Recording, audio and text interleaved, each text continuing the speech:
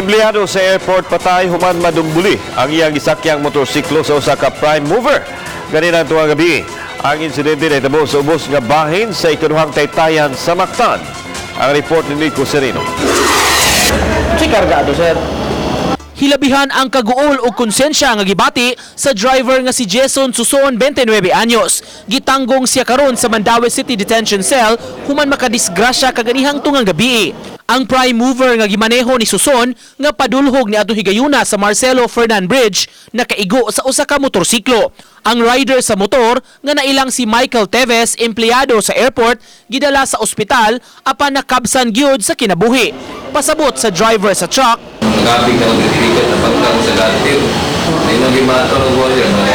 Kontrol ako ba? Hindi na ako makapag-imnobil na ako. Pagkabantay sir, na ito umuto na gumikan sa hitabo, nangayo og pasaylo si Suson sa pamilya sa driver sa motor. Kaya ito pero nagabig ko din siya ginagawa. Pakita lang siya. Ang inabuhi na sa ko. Kung hindi ko mapasayin. Giandam na sa Mandaue City Traffic Group ang kasong ipasaka batok sa driver. Reckless imprudence resulting in homicide ug damage to property ang isang at batok kaniya. Nana siya sa kanya, nag-swerve to the right siya. Nato paning kwan siya o gamay ang lugar niya. O balik siguro ta siya sa rightmost portion. Doon na daro na nun niya kining driver. Uban ni Godfrey Relien, Nico Sereno, Balitang Bisdak.